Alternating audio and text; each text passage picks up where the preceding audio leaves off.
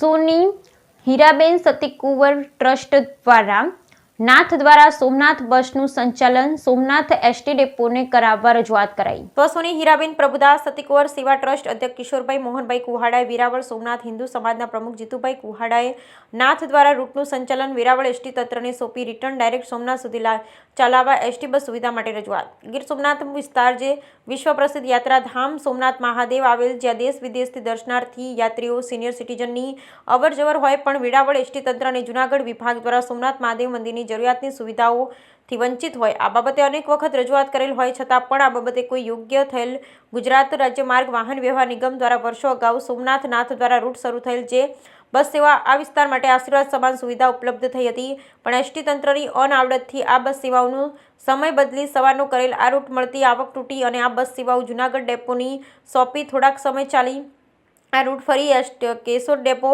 ને સંચાલન સોંપેલ પણ આ રૂટવાળા એસટી તંત્રને મળેલ નથી જેથી નાથ દ્વારાની સોમનાથ તરફના સિનિયર સિટીઝન મુસાફરો અડધી રાત્રે કેશોદ રજળપાટ બાદ સોમનાથ બીજી બસ બદલી વેરાવળ પાટણ સોમનાથ સુધી પહોંચવાની ફરજ પડાઈ। આ રૂટ કેશોદને બદલે વેરાવળ એસટી તંત્રને સંચાલન સોંપી રિટર્ન ડાયરેક્ટ સોમનાથ મહાદેવ સુધી ચલાવવા તો ઉત્તમ સુવિધાઓ મુસાફર આશીર્વાદ સમાન હોય પણ એસટી તંત્રની અનાવડત હોય। આ રૂટ દરરોજ સરેરાશ સારી આવક હોય અને તેમ છતાંય આ બસ સેવાને કેશોદને બદલે વેરાવળ એસટી તંત્ર દ્વારા ઉપલબ્ધ થાય એ હેતુસર વેરાવળ પાટણ સનાતન હિન્દુ સમાજના અધ્યક્ષ કિશોરભાઈ મોહનભાઈ કુહાડા તેમજ પ્રમુખ જીતુભાઈ મોહનભાઈ કુહાડા સહિત સોની હીરાબેન પ્રભુદાસ સતીકુંવર સેવા ટ્રસ્ટ વેરાવળ સેવા સંઘના પ્રમુખ વિવેકભાઈ દવે વેરાવળ પાટણ સોમનાથ વિસ્તારની જરૂરિયાતની એસટી બસ સેવા ઉપલબ્ધ થાય એ હેતુસર રજૂઆત કરેલ। પ્રમુખ વેરાવળ સેવા સંઘ વેરાવળની અંદર વૈષ્ણવો ઘણા છે અને જેઓ સતત નાથ દ્વારા જતા હોય એવી સંખ્યા પણ બહુ છે। તો મારી આ રાજ્ય સરકારને એક વિનંતી છે કે જે એક સોમનાથ નાથ દ્વારા બસ ઉપડે છે જેની અંદર ઘણા વૈષ્ણવો આ દર્શનનો લાભ લે છે પરંતુ જ્યારે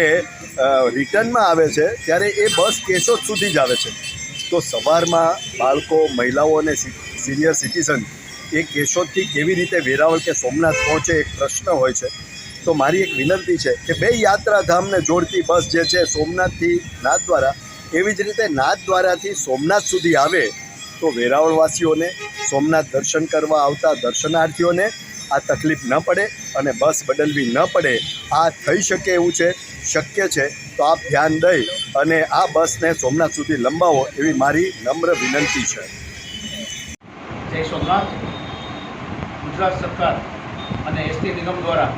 જે અમે અગાઉ માંગણી કરી હતી જે શ્રીનાથજીની બસ સોમનાથ નાથ દ્વારા એ ચાલુ થઈ ગઈ, સરકારનો આભારી બદલ। પરંતુ જે રિટર્નમાં યાત્રાળુ આવે છે જે સોમનાથથી નાથ દ્વારા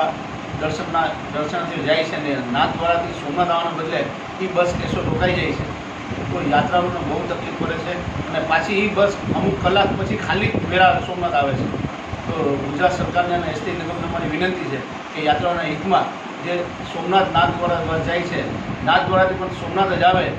એવી વહેલામાં વહેલી તકે જે બસ જાય છે જે કેશોદ રોકાઈ જાય છે કેન્સલ કરીને